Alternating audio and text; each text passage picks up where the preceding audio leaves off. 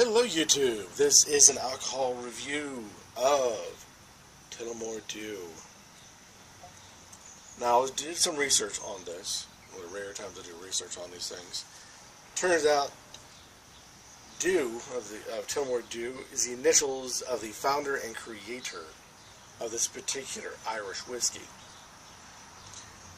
One of the things I found interesting about this particular Irish whiskey is that it is triple casked, as in it is placed in a standard barrel, aged for however long they age it.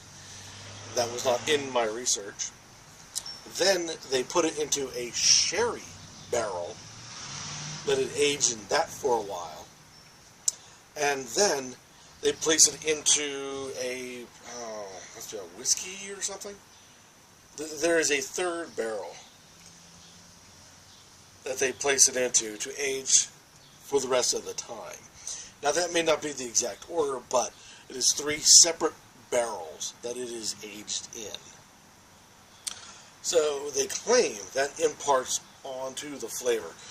And knowing that when it comes to, say, meads and beers and whatnot that have been aged in a sherry barrel, you end up getting a sherry highlights in it.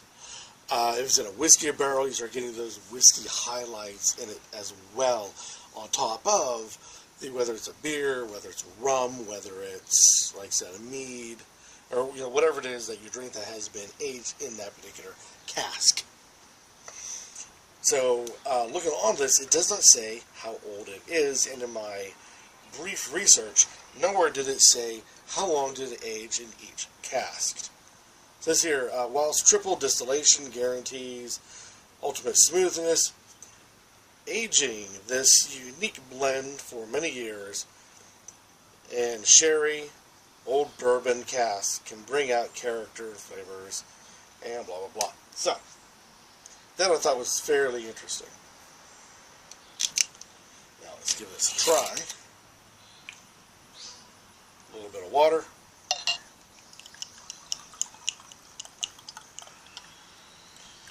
A little more. So you never know. Spilling it all over the place.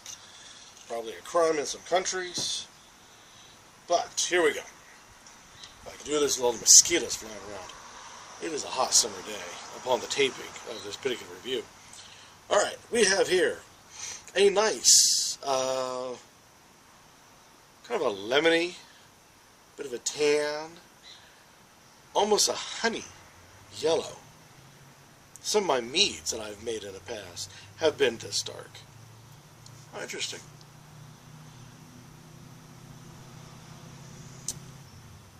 It sticks nice on the glass.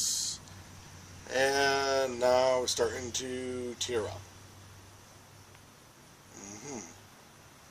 In case you guys are ever wondering why you do that, it's multi-purpose. One, you're getting the whatever it is you have in your glass, wine, whiskey, rum, whatever it is, you're getting a light layer inside of it, so you get more air contact. So when you smell it, you get more odor, more scent, more nose. The glass than it would if it was just sitting there. 2, when you swish it around a little bit, you'll see it stick up on the side of the glass, and then it'll start to slide back down again. The faster it does that, the more watery, I guess would be one way to put it. I know there are correct terms for this. I know I'm butchering that fairly harsh. I want to say viscous, but I don't think that's the right term at all. But still, the longer it sticks on the side of the glass, the thicker it's going to be in the mouthfeel. So just by looking at it, you can tell, oh, this is going to be a light mouthfeel, or this is going to be syrupy, or anywhere in between. And this appears to be, it's not going to be syrup, but it's not water either. Ooh, that's nice. Lemony and orange.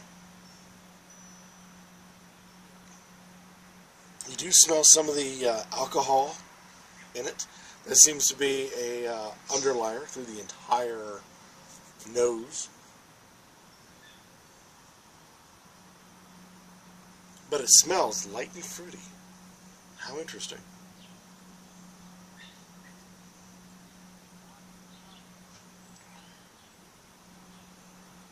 It is light and fruity with, excuse me, a constant writing alcohol.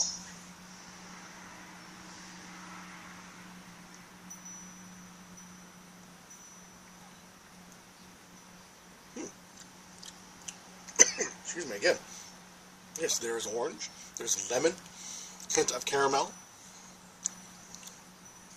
All through it, you get the heat of the alcohol. What is this thing? This is 750 ml, bottled in Ireland, distilled and matured in Ireland, 40%.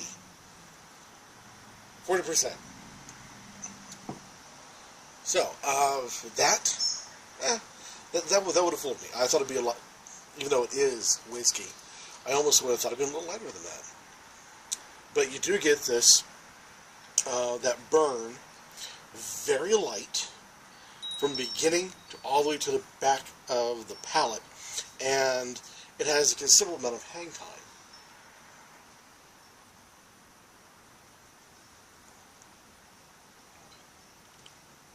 But it's got nice flavors. And that burn does fade, as in you start getting used to it. The only thing is it's a little bitter in the very back of the palate.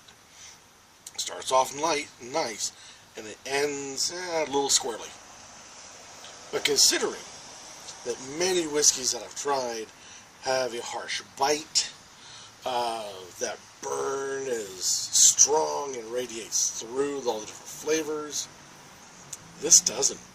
Now, is a little flat. I expected more layers of flavor. Like I said, you get the orange, you get the lemon, you get a hint of caramel in there. I assume somebody with a real good tongue could bring out more flavors. And then at the very end, you get a bit of a chemical medicinally toward the end of it. That isn't all that pleasant, but still, it's far from a turnoff. I was kind of hoping that there would be more to it than that.